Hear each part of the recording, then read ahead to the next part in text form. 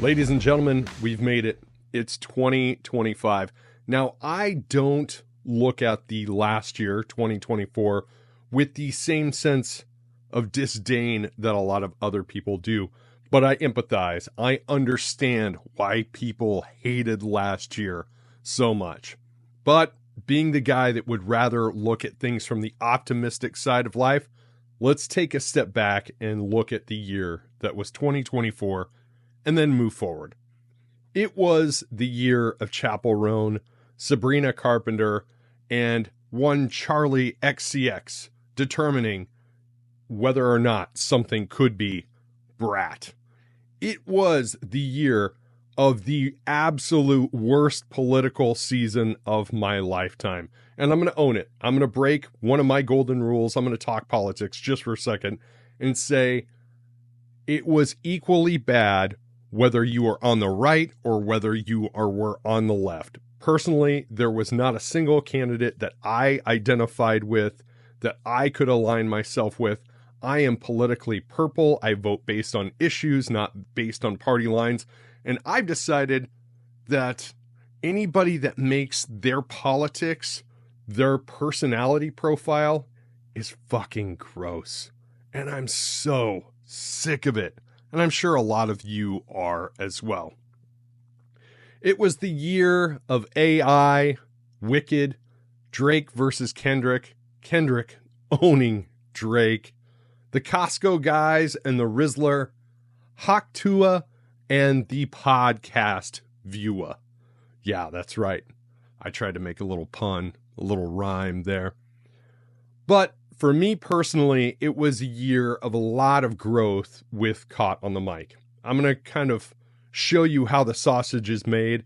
That's part of my brand. I've tried to get better about it, and I'll talk about that here in a few moments. But let's talk about where my year was personally and reflect upon this podcast. There were two separate occasions where I thought seriously and seriously hard about shuttering it. Not because I didn't want to do it anymore, because I am absolutely passionate about the content I create, the episodes I record, and the good that we can put out into this world with this podcast. It's my line. What's your advice for making the world a better place? My aim is to do so through positive content by telling people stories, removing the divisive narratives of things like politics and religion from the story, and just talking about a person's life journeys, highlighting the highs, highlighting the lows, and maybe giving you something that you can take away from that story and apply to your life. But there were two occasions over the course of 2024 where I thought about closing it down. And it's not for any negative reason other than the fact that life outside of the podcast world got really busy for me, and it just became hard to keep up with a few times. But two things happened that kind of flipped the script for me. Last March, I just happened to be shopping around and I found this nice camera. And I'm like, you know what? I got this great deal on this camera. It is time to take Caught on the Mic to video. I had been doing this podcast for 3.5 years up to that point, all audio only.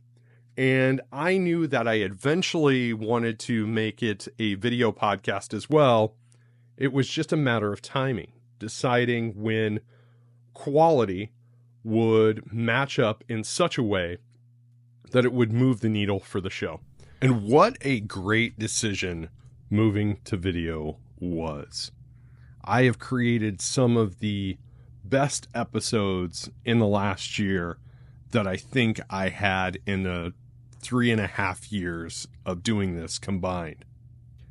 Caught on the Mic turns 5 years old in 2025, and I know that my aim and my drive is going to be better than it ever has been before. Now, I do want to take a step back and say the second time things kind of came into the air as being in flux was during the summertime. I got bit by the cancellation reschedule bug like none other in July of this year, to where I was having large pockets of time where I wasn't recording episodes. And that was kind of the second time during the year where I gave it a little bit of pause. And then I'm glad I waited it out, because the next thing I know, I just kind of had a massive windfall of great episodes roll through and finish the year with. It got so good between November and December. I found I was saying no a lot more than I was saying yes. And I think that is the optimal point that anybody that does a creative endeavor wants to be at. So let's talk about the blatantly obvious lesson of balance that I've learned in the last year. I've had to learn to balance things out without letting myself get stressed out when things fall outside of balance. It used to be one of those things where it became a self-defeating concept, to where if I would do too many music episodes in a row, or too many MMA episodes in a row, or too many, potpourri type episodes in a row, I'd be like, hey, I need to get back into this cadence. To where now I just kind of let things flow organically, and I let basically nature and the world and consequence and whatever fall in my lap as it may organically, and I don't overthink it. When I overthink things, that's when things start to fall apart. And I think there's a good lesson in life to be learned and gleaned from that. Now, how does that apply to where things are going now? Obviously, I'm recording this on the 5th of January. And obviously, again, let's talk about how time ceases to exist from December 24th until January 5th. The reality is the new year really doesn't start until that first Monday after all the holidays are over, tomorrow. So I've got a lot of emails out, I've got a lot of feelers out, but everybody is still kind of out for the holidays, and I'm expecting a pretty big windfall in the next week of future guest appearances and episodes, conversations that kind of got started right before the holidays. But even myself, I was supposed to record a couple of episodes over the holiday vacation, and I canceled it because I wanted to give things the best attention that I could give them. My focus for 2025, I feel like I've always been authentic, but it's to double down on the authenticity. Get better at saying no, because I got really good at saying no in the last quarter of 2024, and it seems to have paid off. Now, there's a lot of new listeners here. There's a lot of new viewers here, and everything is growing as it should. I would definitely love some help growing the show, growing the YouTube channel. I think a lot of my focus is moving more towards YouTube and less away from the podcast platforms. I'm always going to release audio-only versions on Apple Podcasts, Spotify, and all of the podcasting platforms, but I'm going to put a larger emphasis and a larger focus on YouTube. And I'm also going to start looking for more people to collaborate with. I would love a unique new theme song. I would love to work with some video collaborators and doing some like small mini episodes where I travel someplace and I have a sit down conversation with somebody, and it's done in like cinematic high quality video. But I've got a lot of ideas, but I'm also receptive to some ideas. So if you've got ideas for the show and different ways to make it better, reach out to me. I'm pretty accessible. I'm all ears. We might not always agree, but I am all ears.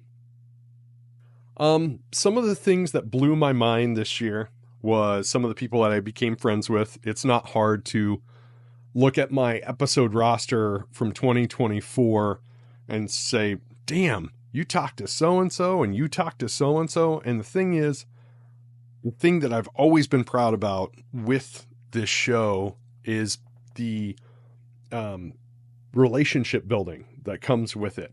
Because once I have a guest on my show, I have invested in them for life. They have my investment for life. I think I've said this on a million different TikTok videos that I've made over time, or Instagram reels that I've made over time, where I say the greatest gift that you can give somebody is your time. Because once you give someone your time, you don't get that back. That is a moment that is forever lost. So when I have people on my show, I value that so much because they are giving me their time. And by extension, they're giving you their time, giving the show their time. So my way of paying that forward is, I tell you what, somebody does my show, every time they throw up a post on Instagram, I'm going to like it. Every time they throw up a Instagram story, I'm going to like it. I'm going to comment on their stuff. I'm going to be a cheerleader for life. And I think that, again, is part of the culture that I'm trying to bake into this podcast through all the goodwill that we create with these guests and with their stories and what have you.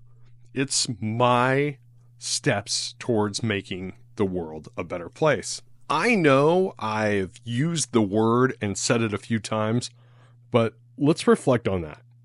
Culture.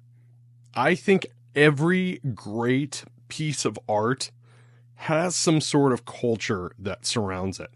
Every great workplace has a culture involved with it. Every sports team, successful sports team, has a culture baked within it. And I think that is my priority for 2025, is defining what the culture of Caught on the Mic is going to be. I want it to be more than just some guy sitting behind a microphone in his basement talking to your favorite musicians, fighters, actors and actresses, chefs, or what have you.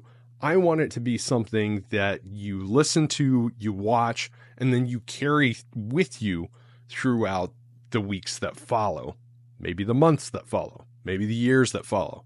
Maybe you find an episode that becomes that cornerstone that you say, hey, you know what? You need to feel inspired.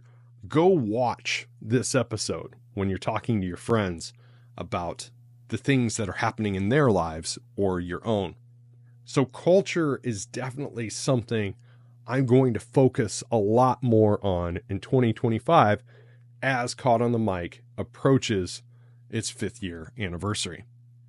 Some other ideas that I have floating around in the ether is inviting some past guests on that were a part of audio only episodes and having them revisit me in this new video format, because there are a lot of new eyes and new ears on this show.